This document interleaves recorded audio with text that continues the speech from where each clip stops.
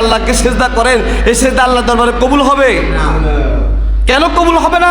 আল্লাহ রাব্বুল আলামিন বলেন, লা লা ইয়াজতামিআনি ফি কলবি আবদিল ঈমান ওয়াল হাসাদা।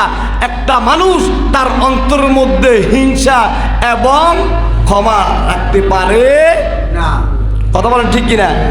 তার অন্তরের মধ্যে ঈমান আর হিংসা থাকতে পারে না। ঈমান থাকলে হিংসা থাকতে পারে না, আর হিংসা থাকলে সে ঈমানদার হতে পারে না। কথা বলেন ঠিক কিনা? আল্লাহ রাসূল বলেছে, আমি বলি নাই ভাই আমার মনে কেউ আমার কথায় কে আপনার মনে আঘাত নেবেন না। তার কারণ হলো এই সহিহ বুখারীর হাদিসগুলো আপনাদেরকে বর্ণনা শোনাচ্ছি। আমরা সূরা ফালাক আমরা সবাই জানি, কিন্তু আজকে আয়াতটা আপনাদেরকে পরে ব্যাখ্যাটা শুনালাম যে আল্লাহ বলেন আমরা হিংসুকে মানুষ থেকে আশ্রয় চাই, অনিষ্ট মানুষ থেকে কি চাই? আশ্রয় চাই। আবার আল্লাহ বলেছেন লা ইয়াজতামিআনি ফি কলবি আবদিল ঈমান ওয়াল হাসাদা। একটা মানুষের অন্তরের মধ্যে ঈমান আর হিংসা থাকতে পারে না। একটা মানুষের অন্তরে কি থাকতে পারে না? ঈমান আর হিংসা থাকতে পারে না।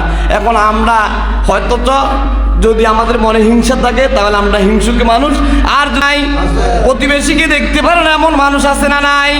অন্যের সম্পদ দেখে তার অন্তরের মধ্যে হিংসা লাগে কিনা?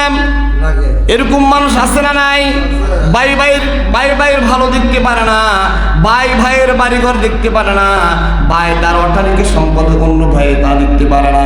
আমার ভালো ইমাম সাহেবের ভালো মুসল্লি দেখতে পারে না, মুসল্লির ভালো আবার ইমাম সাহেব দেখতে পারে না। আমার এক ভাই ভালো কাজ করে আমার এটা পছন্দ হয় না। এমন হিংসুকে মানুষ যারা রয়েছে আল্লাহ রাব্বুল আলামিন বলেন অগণিত মানুষ ক্ষমা করব, কিন্তু মুশরিক যারা আও মুশাহিনা যারা আমি আল্লাহ তাদেরকে ক্ষমা করব না। হিংসুকে মানুষকে আল্লাহ কি করবে না? এক নাম্বারটার মধ্যে কিন্তু আমরা কেউ পড়ি না, আমরা কেউ মুশরিক না। কথা বলেন ঠিক কিনা? আমরা সকলে আল্লাহর গোলাম, আল্লাহর ইবাদত করার জন্য চেষ্টা করি। কথা বলেন ঠিক কিনা? কিন্তু দ্বিতীয় নাম্বারে আল্লাহ বলেছেন আও মুশাহিনা, যারা হিংসুকে মানুষ আমি তাদেরকে ক্ষমা করি না। তাদেরকে যখন ক্ষমা করার তাদেরকে ক্ষমা করার উদ্দেশ্য জেনে ফেরেশতারা বলে আল্লাহ রাব্বুল আলামিন বলে না, তাদেরকে ক্ষমা করা যাবে না, কারণ তারা ভাই ঝগড়া করে।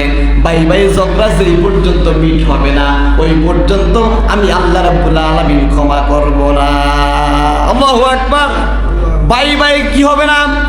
ভাইয়ের সমাধান যখন ভাইয়ের ঝগড়া যখন সমাধান হবে না, প্রতিবেশীর যখন সমস্যার সমাধান হবে না, এক প্রতিবেশী অন্য প্রতিবেশীর সমাধান যখন হবে না, বাপ ছেলের দ্বন্দ্ব যখন সমাধান হবে না, হিংসা যখন মনের থেকে দূর হবে না, ওই পর্যন্ত আমার আল্লাহ তাদেরকে ক্ষমা করে না। সুবহানাল্লাহ। এখন হিংসা আমাদের মনে আছে না নাই? কথা বলা আছে না নাই? আমরা পড়ি ওয়ামিন শাররি হাসিদিন ইযা হাসাদ, কিন্তু আমরা আবার হিংসা বেশি করি। কথা বলেন ঠিক কিনা? আরবিতে বলে কি আল্লাহ আপনি আমাদেরকে হিংসুকে অনিষ্টতা থেকে, দুষ্ট জিন থেকে, হিংসামি থেকে, ফাসিকি থেকে আমাদেরকে হেফাজত করুন। কিন্তু আমরা কিন্তু আবার বাংলাতে একে অপরের হিংসা করি কিনা? করি কিনা? তাহলে হিংসা নিয়ে যদি আল্লাহকে সিজদা করেন এই সিজদা আল্লাহর দরবারে কবুল হবে? কেন কবুল হবে না? আল্লাহ রাব্বুল আলামিন বলেন লা লা ইয়াজতামিআনি ফি কলবি আবদিল ঈমান ওয়াল হাসাদা। একটা মানুষ তার অন্তরের মধ্যে হিংসা এবং ক্ষমা রাখতে পারে না। কথা বলেন ঠিক কিনা? তার অন্তরের মধ্যে ঈমান আর হিংসা থাকতে পারে না। ঈমান থাকলে হিংসা থাকতে পারে না, আর হিংসা থাকলে সে ঈমানদার হতে পারে না। কথা বলেন ঠিক কিনা? আল্লাহ রাসূল বলেছে, আমি বলি নাই ভাই আমার মনে কেউ আমার কথায় কে আপনার মনে আঘাত নেবেন না। তার কারণ হলো এই সহিহ বুখারীর হাদিসগুলো আপনাদেরকে বর্ণনা শোনাচ্ছি। আমরা সূরা ফালাক আমরা সবাই জানি, কিন্তু আজকে আয়াতটা আপনাদেরকে পরে ব্যাখ্যাটা শুনালাম যে আল্লাহ বলেন আমরা হিংসুকে মানুষ থেকে আশ্রয় চাই, অনিষ্ট মানুষ থেকে কি চাই? আশ্রয় চাই।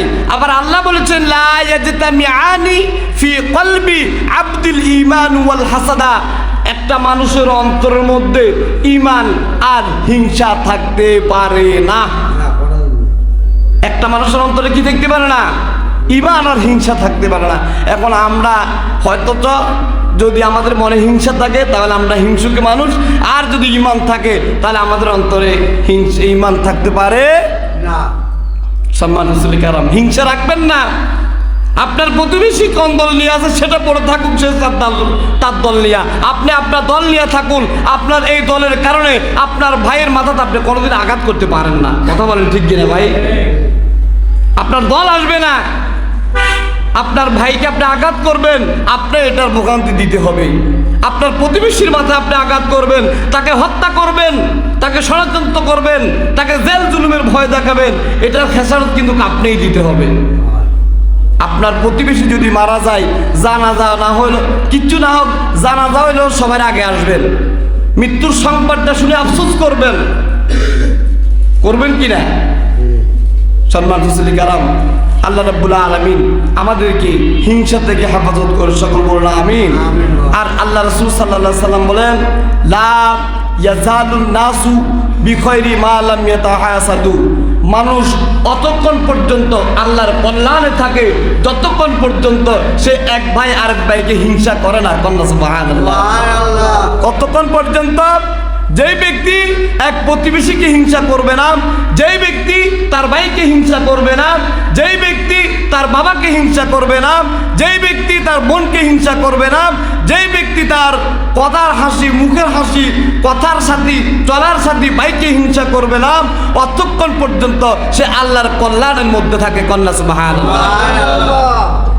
তাহলে দেখা যায় একজনকে হিংসা করলে তার প্রতি